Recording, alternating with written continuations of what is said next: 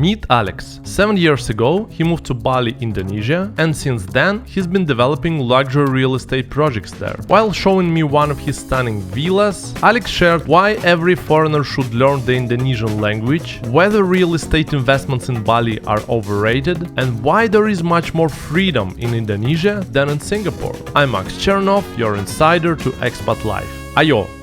Woo-hoo. Yeah. This is a spot. Wow, that's so cool.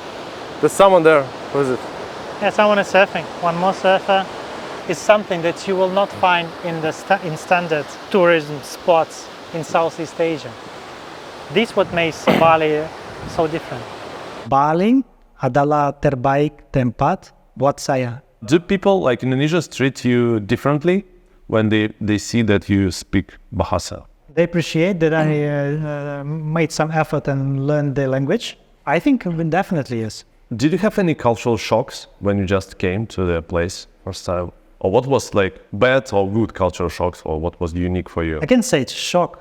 It's just different. I was born in Russia and I'm pretty okay with Western mentality. Balinese are very religious people in all their everyday activity. I don't want to say it's like 50%, but maybe even 50% or more. It's focused on religion matters. On doing some ceremonies, on praying this God, doing some special stuff this day and some special stuff another day. If you take the Balinese calendar, almost 240 or 220 something days will be some holidays. So you need to do some particular things. Then you have twice a year New Year. I visited Amet, it's the far east of the island. And I was talking to fishermen. I said, guys, I said, yes, where I'm from. I live in Uluwatu. So, never been. Oh, never been. Never been. So 60 or 70 kilometers, it's too much. So I said, why? I said, well, look, it's too far. I have 2 kids. I don't have money to travel because all the money I earn, basically, I give it for my family, for the community. Community means for religion purposes. That's how they live. And they, the guy looked pretty happy. How you talk to them in Bahasa? Because you can Bahasa. You can speak Bahasa. I speak very simple Bahasa, yes. Do you have to learn Bahasa here, living in Bali? Not really, no. My first university, the university was a linguistic university, so I enjoy learning languages. And with Indonesian and Malay, they're very similar. These are the only choices you have within all the Asian languages that are written in Latin. No other language is written in Latin. Right. So if you want to learn it, and it sounds exactly how it's written, and on a basic level, it's not really complicated. On a more advanced, you need to go into prefixes and suffixes, into more difficult grammar structures. But on a basic level, just to go to negotiate the price for driving somewhere or to have to purchase your groceries, it's more than enough. You can handle it like within a month. I guess it was like very different Bali 15 years ago and now. So many funny stories, right? We've been to Canggu in 2009. And one of our friends, he already bought basically the land and wanted to build a villa there. And there was a car. We went to Batu Balong to do for a surf lesson. And out of there were 9 people inside. And every single person was saying are you crazy? Why? This is literally a village. There is nothing to do there. Yeah. It was 15 years ago. Yeah. 3-4 years passed. Is it before the movie with Julia Roberts? That one, the Eat, Pray, Love. Good question. Because Eat, Pray, Love boosted. After. Eat, Pray, Love, I think was 2007, 8. Probably it's older. I think it's older than 15 years. Yeah. And then, so what happened to Canggu then? It just exploded. Basically 3-4 years. It changed completely from a small local village to a, epicenter of development. And at the same time with all the problems, but also with all the lifestyle. As my Singapore friends and Singapore clients, by the way, they say Indonesia and Bali in particular, this is about freedom. Singapore is not about freedom, it's about strict regulation. In Bali, that's about freedom. Of course, you need to follow, some rules, some basic ones, but you obviously can do whatever you want. What's the misconceptions about Bali? Let's say what people don't get, because you've been here for 7 years. Permanently. And what people don't get about Bali? What's the misconception? Let's say if you're just a tourist for 2 weeks, you see Bali one way, but because you've been here for so long, you kind of understand, no, maybe it's different. It's a misconception about the place. As we work, the majority of our clients are from Western countries. When you see and we work with basically investors, not retail clients. So more of them, most of them are investors. They do not trust Indonesia that much. People like sitting in Europe, in USA, they look at Indonesia as if it is this third world country. I'm not even talking about Bali, like the whole Indonesia. They do not trust Indonesia much. Some people think it's communist. Some people think it's some junta is ruling here. So people have no idea. Absolutely no idea about the region and this particular place. Indonesia is 275 million people. It is the fourth largest country on earth. And when they actually come here and when they start to learn what's really happening here, they like, wow, is it for real? Then they start looking at what Bloomberg says and such, mainstream media for, I don't know, for at least for 5, 6, or even 10 years, they call Indonesia the third largest democracy after India and USA, of course. What type of expats and what type of foreigners come to Bali, you think? The number of tourists in 2023 was 5.3 million. The record was in 2019 when I guess 6.1 million tourists, foreign tourists came to Bali. I would say the majority of people that are coming here are classical tourists, 95%. These are the people who have 1-2 weeks of holidays and I want to spend them properly. Doesn't matter whether you're flying from Europe or America or from this region. The only difference is basically the length of stay. Because you can fly from Singapore to Bali, 2.4 hours, and stay 2-3 days, relax, for just a short time for holidays or for a weekend, and then fly back. People are looking at just what I see, because we are working in a hospitality market. People need this full spectrum of leisure activities. They need nice accommodation. They need nice services, like tourist services. Whether you want to, have a boat trip to another island, or you want to go to see the volcano, or you want the cultural. By the way, cultural, I'd say tourism. It used to be number one in Bali. You can find nice beaches all around Southeast Asia. It's Malaysia, it's Thailand. There are so many nice, beautiful beaches. What you cannot find there, and what you can only find here in Bali, is this combination of nice beaches, of the cultural tourism. With the Bali is called the island of 6,000 temples, and these are 6,000 only official temples. Because actually, every household has a temple inside. If you count this, it's going to be I don't know 100,000 or something around that. So this combination of all these activities in one island, what makes Bali really unique.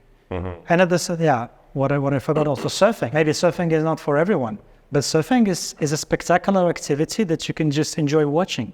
You sit on a cliff, drink your beer or something, or a glass of wine, and you see this a bit crazy people doing their job, riding these 3+ meter waves. It looks really amazing, and it's something that you can only see in very few places on earth.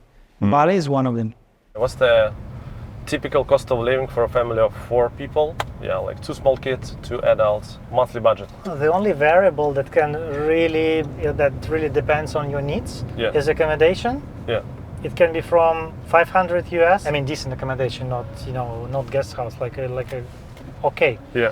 500-600 US up to. There is no up to. No up to. Bali. Let's say nice, you can find everything. Nice in Bali. 3-bedroom villa, not so far away from like the main areas. If it's a residential zone, it can be from 3 to 5K.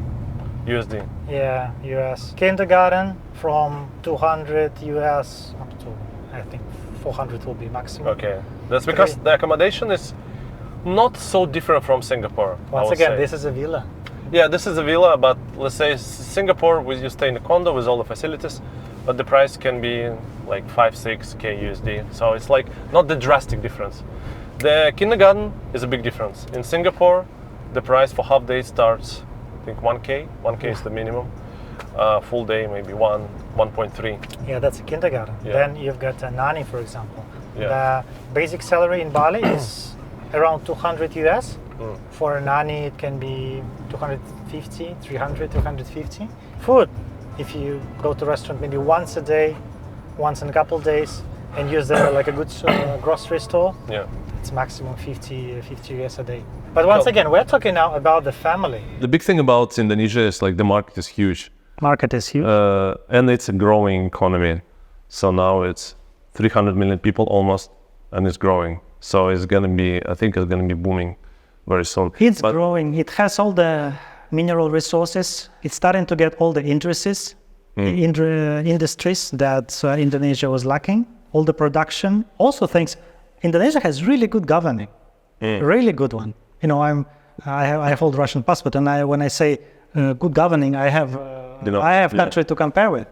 Like really good governing. They, for example, they stopped exporting raw materials, and they pushed all the companies, all the importers, just to create facilities inside Indonesia for not end production. For example, there was 4 or 5 years ago a huge boom in lithium, and they needed raw materials like cobalt to be exported from Indonesia. So you'll say, no, guys. So first create the capacities here inside. We will produce the lithium ourselves and then just grab your end product. That's a very clever decision. And there are lots of clever decisions on the governmental level here. Thanks, I'd say, to the former president, Jokowi. He did a hella good job here. What do you think about moving the capital? It's like, sounds like a huge project. I mean, it is a huge project. It is a huge project. Yeah. Some people say Jakarta is sinking. Jakarta is not sinking. There's some particular areas. Like physically? Close. Yeah, physically sinking. Okay. What is it? 7 centimeters, a couple centimeters a year. It's huge. But once again, they are making some infrastructure to block the sea level artificially, like the guys in Netherlands did. But once again, it's one of the biggest agglomerates in the world. If you take not only Jakarta, but all the suburbs, there's 30 plus million people inside there. Yeah. So what the plan is, as I understand, they want just to leave Jakarta as it is, as an economic center of Indonesia. And they want to find a new place for all the public officials. Yeah. Just, okay, guys, you live there. All the business, please come back here. Some people say that, but like, let's say they prefer Phuket because Phuket is more swimmable, so they can the beaches are nicer just for swimming to be in the water compared to Bali, because like Bali is for surfers, like mostly have like big waves, so you cannot really take time in the water. There are beaches to swim and there are beaches to surf. For example, the majority of spots on the east side of the island is especially designed for mass tourism. For example, Nusa Dua is a kind of artificial region, artificial area with 15, 20, 25 huge hotels with nice promenade on a beach side, and there are 0 waves. You can easily swim there without any danger for yourself. There are same places on the southern side of the island as well, because there's only a huge reef, like around 300 meters width, where that separates you and waves actually. So it's not that dangerous. I agree completely that Phuket is more swimmable, absolutely, because there is no waves. But at the same time, as for me, it just doesn't have this. It's just boring. It's just boring. But for some people, I'd say the mass tourists that you land. And then you go to a big bus, and then this big bus brings you to a beachfront resort. And then what you do, 6 days the whole week, just drinking your something, and laying on the sunbed, go inside the ocean, go out, go inside the ocean. Tourism is way more than this. It used to be like this, 30 years ago, 20 years ago, 10 years ago, but what Bali gives you is this sense of, uniqueness, something more and something nice, something that you cannot find in other places. And this makes, I'd say, that's what makes Bali so successful. Are there anything that you don't like about Bali? Because you are such a big fan of the place, but anything like annoying or like you don't like or you wish to be here? Infrastructure, that's number one problem. Infrastructure is number one problem in the whole Indonesia. It's not about only Bali. Because it's It's 7,000 inhabitable islands, and you can imagine that they're gonna be a big problem with infrastructure. It's difficult. It's big. There are no good examples of a country of this size, how to develop on this many islands. Garbage, not facilities. But it's all, once again, it all comes from infrastructure. What I've heard that there is a bit of tension sometimes between locals and foreigners. Does it spoil the vibe of the place, you think? I think it's absolutely fine. In other places, we started, and let's continue comparing with Phuket. For Thai people, but it's pure my opinion. You probably had another one. You as a foreigner is just a bag of money, nothing else, nothing more, and nothing less. Okay, it's no criminal there. So it's just okay. You can come in. If not, okay, you can. So even the service is very relaxed. Very relaxed. Here, even now, after all these tensions, I'd say Balinese are very friendly to tourists. They're friendly to expats till the moment that you start, number one, behaving badly, like badly. And I will tell you examples. And number two, take their jobs, working illegally. Even working legally.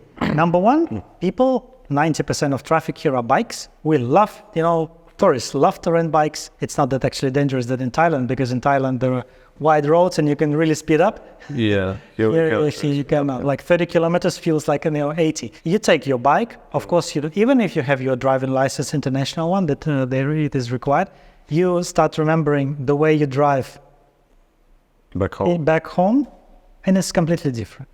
Balinese traffic is completely different. It does not follow general standardized traffic rules. Why it is so? Because probably Bali is an island. It was a village, kind of a village, and people still drive as if you're in a village. Not, it started as a village, and now it's, huge traffic where thousands and thousands of cars and bikes are passing. But lots of residents, they continue driving it as a village. So you can basically start on a left line and you want to turn around, so you basically go. If you ever did skiing or snowboard, there is one single priority. Who's in front has a priority. Easy. It comes absolutely opposite direction to standard traffic rules, but here's just the thing, it's just the way it works. And if you come from another place and start driving, for example, you go, okay, this is my line, 80 kilometers, let's go. And someone is coming. The problem is, this guy does not expect you driving that fast, and he does not expect you, to not let you... To not let them in. Exactly. That's where all the trouble starts.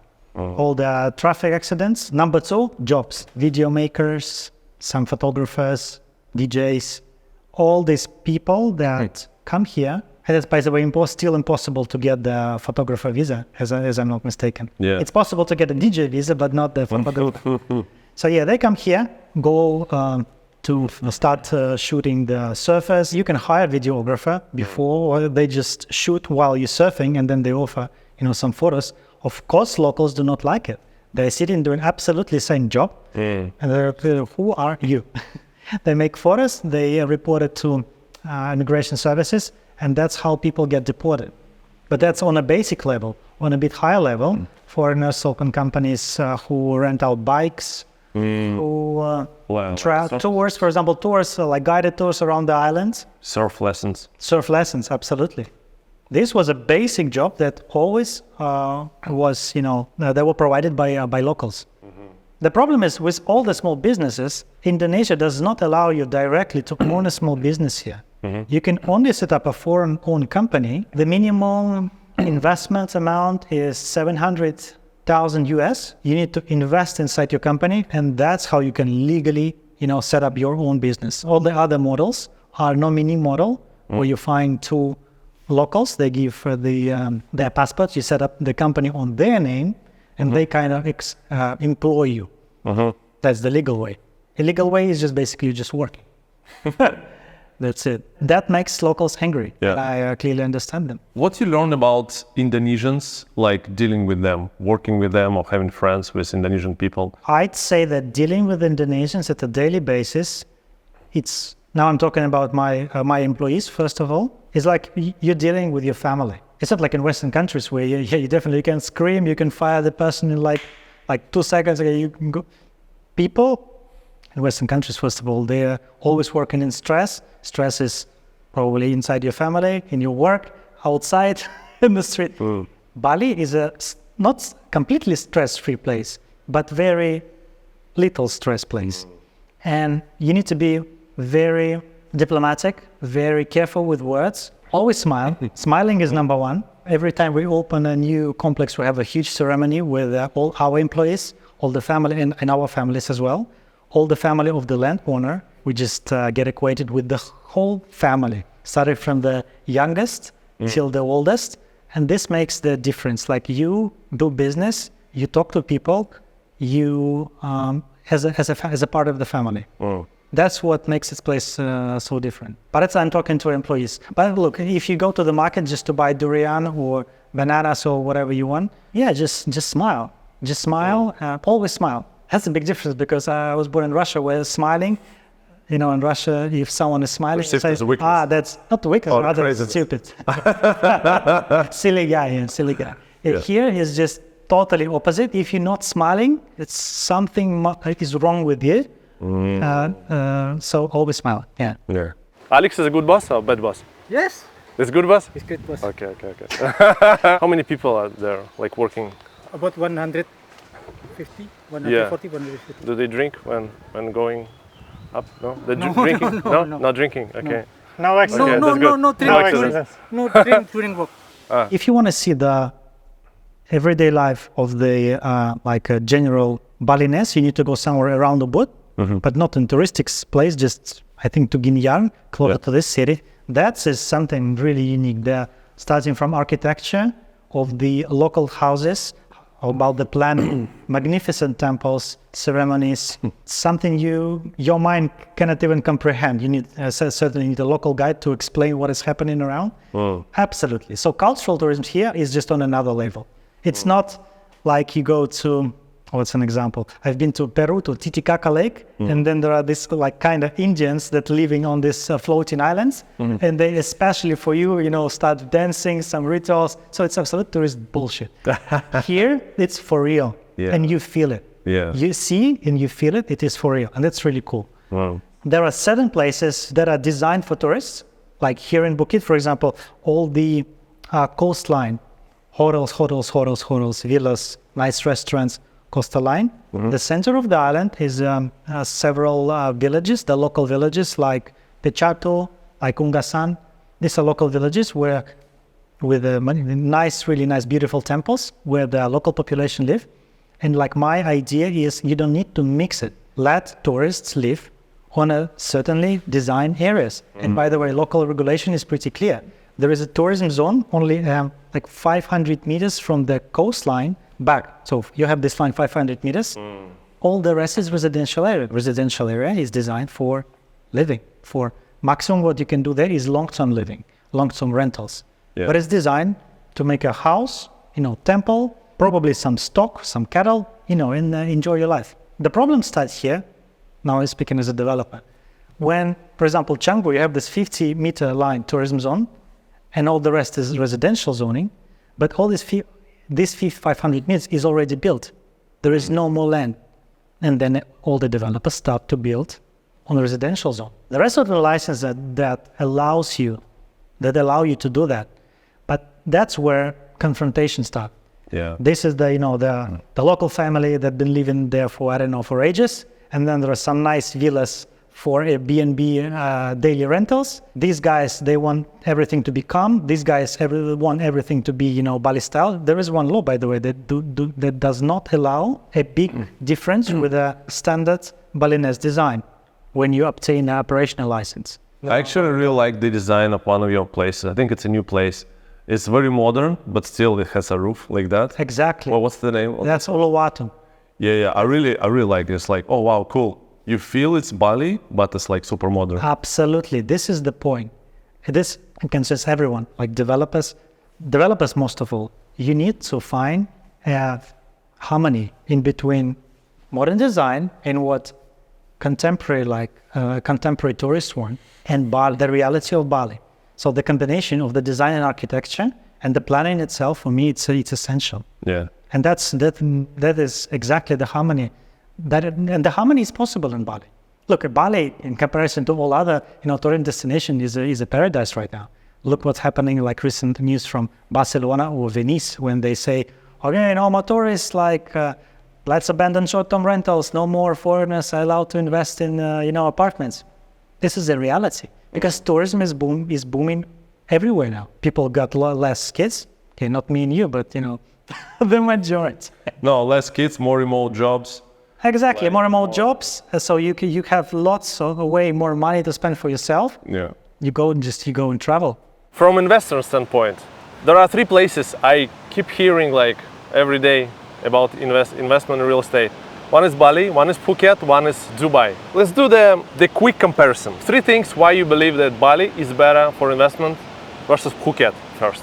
Bali has clear competitive advantage. It has a lot of things that Phuket does not have. It has this nature. Yeah. It has this mix of activities that's possible to do. It has the spiritual, cultural part. It has no seasonality. And this is crucial, by the way, in terms of if we speak about the investment for daily rentals. These are 4 major points, I think. This market is still, on the initial cycle comparing to Phuket. Here, you can ride the wave of real estate investments in Bali. It's just the way you weight risks. Most people, lots of really Western people, they think that Thailand is somehow it's safer spot than Indonesia. Yeah. That is, for me, absolutely wrong. They must be at least on the same spot, on the same level. But if we look at all the legal framework, here you can own the property for 90 years, 99 years. It's a freedom of contract. It's not limited. You can own the company here. You cannot own a company in Thailand. It's just simply impossible. Maximum 49%. That's a really big difference. You can open a bank account in Indonesia just using your passport. Any passport. You can only open a bank account in Thailand having a residence permit. But maybe that's why people trust Thailand more, because there are a bit more regulations, a bit more rules. Not everyone can come to Thailand and open a bank account straight away. If you like, entry level is lower here in Bali. Yes, it is, absolutely, because the market cycle is different. Here we have bigger risks and we have bigger profitability in Thailand. I wouldn't say that risks actually are lower, but anyway, but the yield is way different. Thailand might be 5-6%, no matter what sales agents will tell you. Yeah. In Bali, it's 8 is average, 12 is possible. Everything above is unique, but it's also theoretically possible. By the way, try the helicopter tour. Ah, nice. They do really nice, maneuvers here around Phuket. What about Dubai? Dubai, number one, is a good marketing. Yeah. Bali is here on a cycle range. Then Phuket is here. Dubai might be somewhere already on top. Everyone is already in Dubai. All the investors already been to Dubai. Institutional investors might be as well be in Dubai already. How many finished projects you have? We have 3 finished projects. One here, 10 villas, first development stage, and the second will be a block of apartments. Our first project was in Jimbaran, 20 villas, spa, restaurant, gym. I, by the way, do recommend to visit our spa. So it's a really good one. For sure. Really, really good one. With sauna, with a ice bath, with a nice massage. Then was the one in Berawa, only 4 villas in Canggu. Here, the finished one. Here, 10 villas, fully operational for 6 months already. Jimbaran, fully operational since 2021. We have really nice feedback from our guests. And basically, we are focusing on the feedback of our guests. The majority of developers now say, okay, buy right now, just up to 20% yield. So absolutely crazy advertising. So people, classical developers, they focus more on, investors right now. And classical developers, basically their business model is take the land, sell it as much as you can for as much as you can at a high price. That's it. And repeat. Our goal is to make a fully operational complex and to manage it. So our focus are the end guests. And for example, in this complex particular, I have 2 villas in our portfolio. And on every project, we sell maximum 80-85%. That's the maximum we sell. Because we kind of... And the rest you keep for yourself? Exactly, inside the company. Because I want to be on the same side with the investors. That's absolutely different with the classical development model. That makes a lot of difference, yeah. If you leave units for yourself, you start thinking how to make them better, how to manage them better, how to find the proper location that will be always in demand with lack of, competition from all around. If you look around, by the way, you see that's a greenery. It's because there is no, because that's how we select the land. 2 years ago, there was nothing. Yeah. Here was nothing. I came to this place. This place was the forest as well. Yeah. This place where now you see the villas, it was just bushes, Yeah. no trees. And when we measured the land, there was me, like 5 guys with machetes, and we walked around. I didn't even know exactly are they going to be view or not. Of course, I knew that there is a view because I, used the drone to have a look. Yeah. But we just, okay, let's use this tree. That's what I honestly like. I like dealing with, land measurement, land selection. That's my favorite part. And the occupancy rate also pretty high, I guess, because I checked in yesterday. I asked them how many rooms are booked at the moment. They say only 1 left not booked. So it's like average. We try to keep 74, 80%, 80 maximum. Yeah. Then we try to we regulate the price. You need a maximum for daily rentals. You need maximum 80% because you need the 20% to make some video shooting, to do some maintenance, and just to let the villa relax a little bit.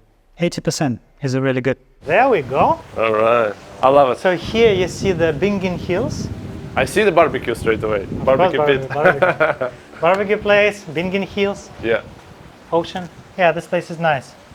If you want to do morning yoga, fantastic place because the sun rises from this side. Yeah. You have a nice shadow here. Want to hang out with your friends? There's a barbecue, water, like small not a kitchen, but place to Yeah. to handle your broccoli or meat or fish or whatever you eat.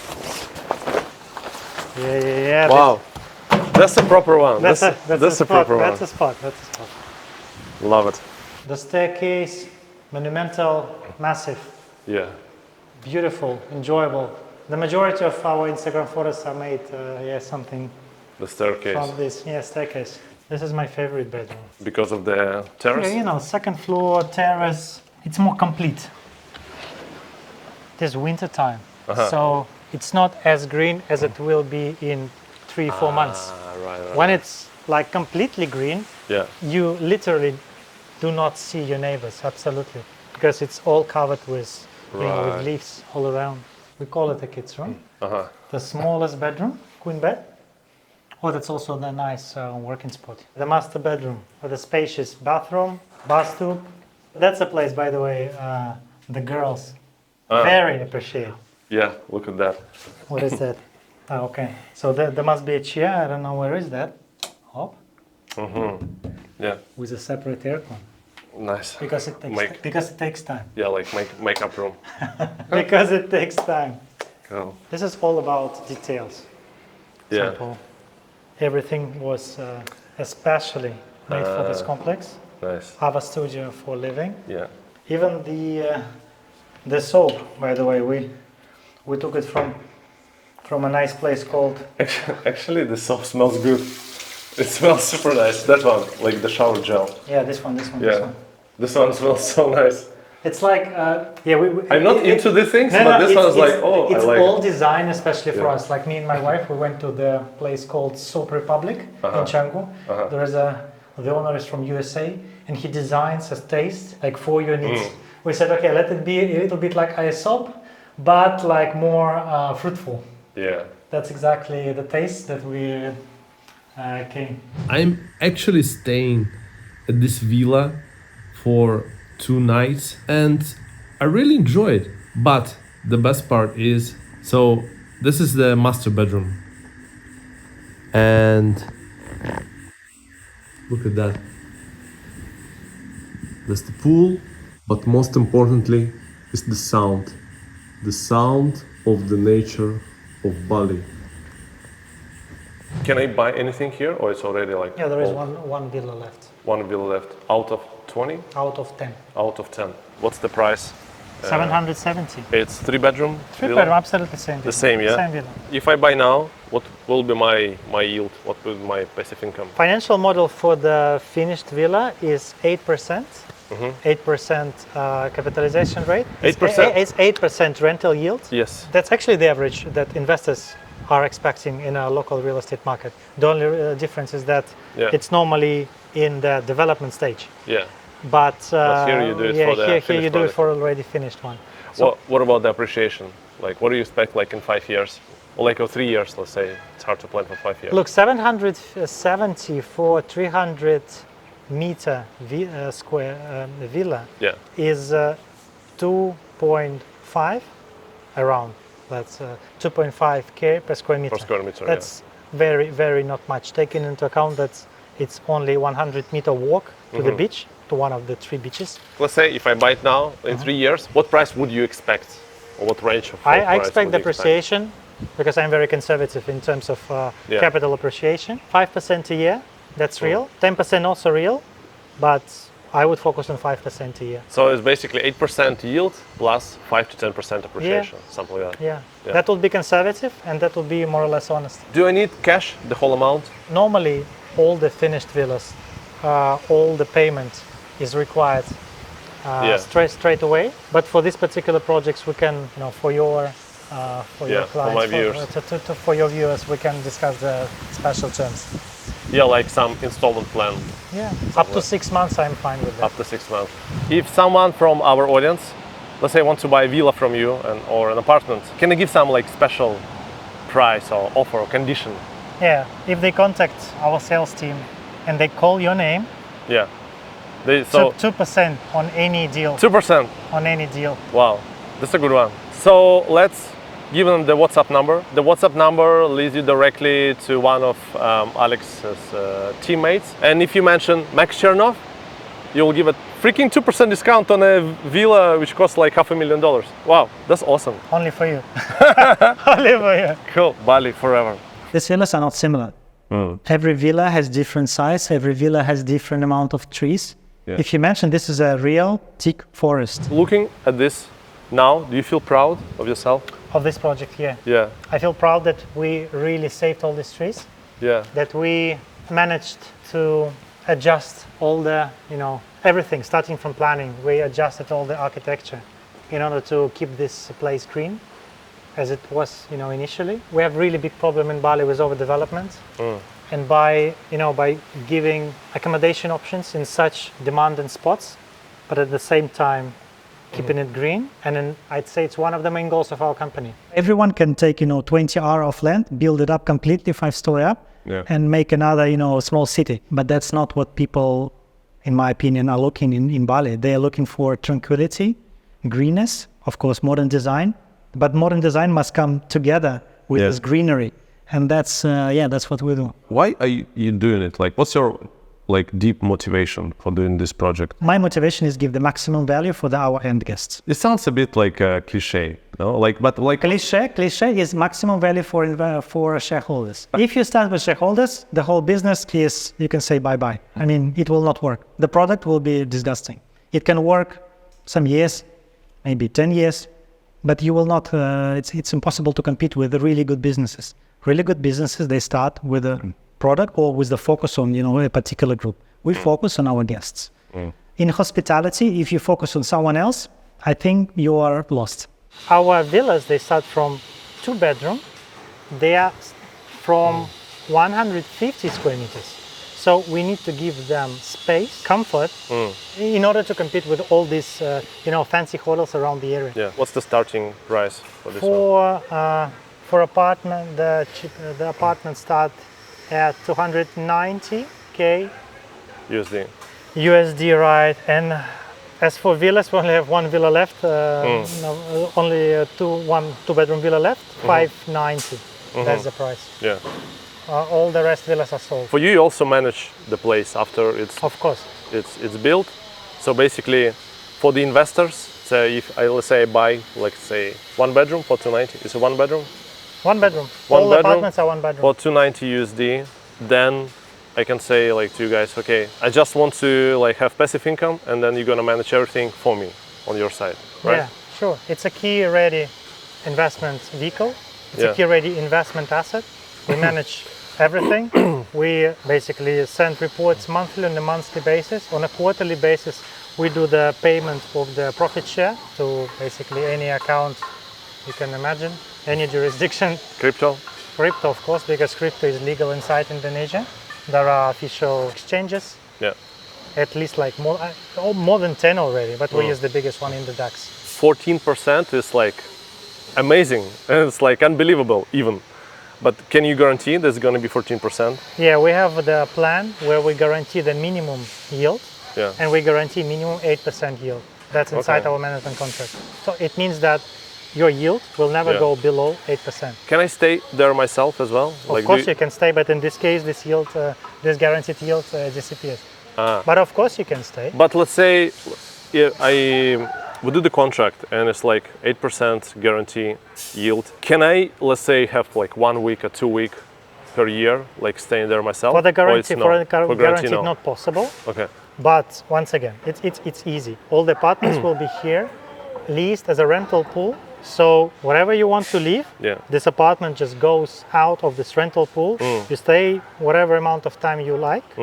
And this is also the idea of our real estate company. That's an idea of our development company. I do not force my clients just to give it always for rent or Yeah. to stay only 2 weeks, because we have different clients. For some client, it will be a perfect getaway place for several months, Yeah. a year. For some people will live here, maybe even half a year. Yeah. But some people will never live here, and I need to accommodate all their needs. That's why it's easy. If you want to rent it out, it's inside the rental pool, and you share all the profits Yeah. makes sense. according to the your percentage. And if not, you just leave yourself. I know that many Singaporeans love Bali. They go here often. Do Singaporeans invest in Bali? Yes, they do. They do. There are actually several projects that was sold out purely for Singaporeans. I think it's a squat apartment in Berawan, but it was 2017. That was the last project that I remember that was created purely for Singapore market. Some people purchasing our property as well. What's the preferences of your Singaporean clients? They don't really like development stage, as far as our clients are concerned. They are looking for full operational units or close to full operational. They don't really like development stage. They prefer guaranteed yields. It's not purely investment for the majority of our clients. They stay in their villas, I'd say maximum 2 months a year. Sometimes 1 month, sometimes couple of weeks, sometimes 2 months. But yeah, they need to have this option to really, they come to Bali quite often. Yeah. Maybe, Because it's so easy from Singapore. yeah, it's easy. Maybe and fast. not themselves, but their friends, their family members. Yeah. Yeah, so they have this, a station, a permanent residence inside Bali where they can always come. And at the same time, it's an investment vehicle that gives them this guaranteed return and capital appreciation. I guess because the yield in Singapore is on the lower side, so the real estate appreciate through the years in Singapore, but the yield is like 2%, 3%. So, and if they know that they will get like 6-7%, it's already good enough for them. So I don't want to take more risks. At 6-7%, okay for me. Well, I don't want like 14%. 2-3 is really good yield for Singapore. I thought it's lower, but if it's a real yield with all the taxes. But anyway, yeah, here we offer 8%, and that's more than okay. Yeah, so safety. Singaporeans are looking for safety, for clear deals, longer lease terms, because as you know, you cannot buy property here as a foreigner. You can only lease. But thanks for local regulation, lease terms are not regulated at all. So it can be 30, can be 40, can be 99 years. Yeah, and a lot of Singaporeans do that. I heard that you guys have some troubles with the real estate market. If you're a foreigner, you need to pay 60% up on the purchase price in Singapore. Yeah, it's called a stamp duty tax. Stamp duty tax, There 60%. was 30%, And now it increased last year to 60%, which is insane. So because the market was like super hot, but you still have a lot of like rich Chinese and Indonesians as well. Indonesians, But they don't care. 60%, I just need to park my money. I don't care paying 60%. Yeah. Singapore is actually a good example for local authorities for some really interesting initiatives. Like one of the initiatives was 2 years ago, when Minister of Investment, Pak Luhut, they said, all right, we have a statistic that lots of wealthy Indonesians are coming to Singapore for medical services. We need to create all the medical infrastructure inside Indonesia and let it be Bali. So they're creating, I think they're almost finishing, a huge, like really huge medical center with 5, 10, blocks, hospital blocks in Sanur, where they want to basically to stop this medical tourism. Medical tourism and focus purely on Bali. That was 2 years ago. Now the latest, you'll love it. Same ministers, they said, all right, guys, we have a new statistic that Singapore and Hong Kong is booming. These two places are booming with family offices. We need to make all the legal framework to make Bali the place for family offices as well. I'm not sure how it's real because, there are lots of, tax questions and legal questions, but the idea is the following.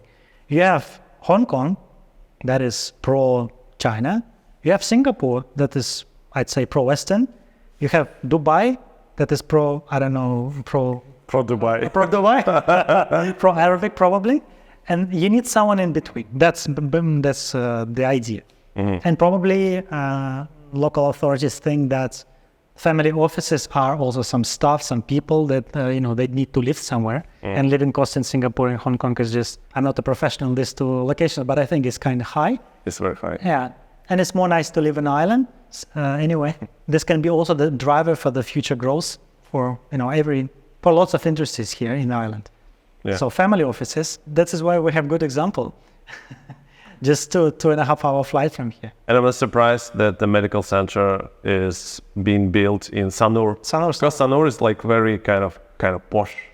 No, that's not relaxed. Absolutely. Sanur it's very easy. Sanur used to be the first resort developed, not resort, the tourist area developed in Bali. And there is a place for elderly people, for retirees. Where? In Sanur? Sanur.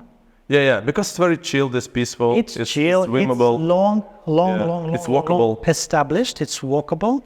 People 50 plus, they come there, they see their friends, they hang around, they have bars for them, karaoke's, all this kind of. It actually looks, not a little bit, it's very similar to Phuket, without Potong, of course. Yeah, in a way, or like Sentosa in Singapore. You been to Sentosa? Sentosa Island, yes. Yeah, Sentosa Island. Yeah, interesting. Sanur. That's why there are places for everybody. If you're a youngster, go to Canggu. If you're a 50 plus, silakan Sanur. If you want to see something spectacular but you're ready to pay, one of these hotels here in Phuket. This is the vertical hydro-isolation. It may sound funny, but this is an innovation. The normal, the traditional standard in Indonesia, you just add some additive liquids inside, some additives inside the concrete itself. Yeah. And it is said that it's impossible for a concrete with this mass to suck the liquid. But in reality, it's still the liquid still appears inside, and then the mold appears, and all the standard questions that you can find in all the tropical sites. That's why we use the horizontal hydro-isolation, then vertical hydro-isolation, including, of course, special add-ons to the concrete. Our model is simple. We take the best from the classical hotel network and the best from Airbnbs. If you only have 2 weeks for vacation a year, that's from our statistics, you would never take Airbnb just because there is a risk, sometimes bigger, sometimes smaller, that your vacation will be destroyed. By destroyed, I mean you come to this nice place on photos, and you'll not be able to get in. You'll not be able to communicate with the host, and something will go absolutely wrong. When you are with kids, it's just multiplying, like x4, 5, 6, I don't know. So you have, what are solutions you have? Here, go to classical hotels. Absolutely perfect. Stable service. They have lobby, 24/7, I don't know, hotel services, all good. But there is no wow effect. So there is nothing to share with your friends, to post on Instagram, something entertaining in terms of design, in interior, some details, that's what you can find in Airbnbs. You have number 3 solution, go to boutique hotel. All good, but expensive. So we decided to create something in between, something nice, beautiful, something that you want to share with your friends, but with hotel services. We have butler service, by the way. If you don't know where to go, they can book like a boat to Nusa Penida, or a nice restaurant, or a car with the guide to drive around the island, anything. Yeah. And it's not that expensive as a boutique hotel. That's the whole model. Yeah, I see your approach. Yeah, this. So what drives you? This idea, honestly, drives me like crazy.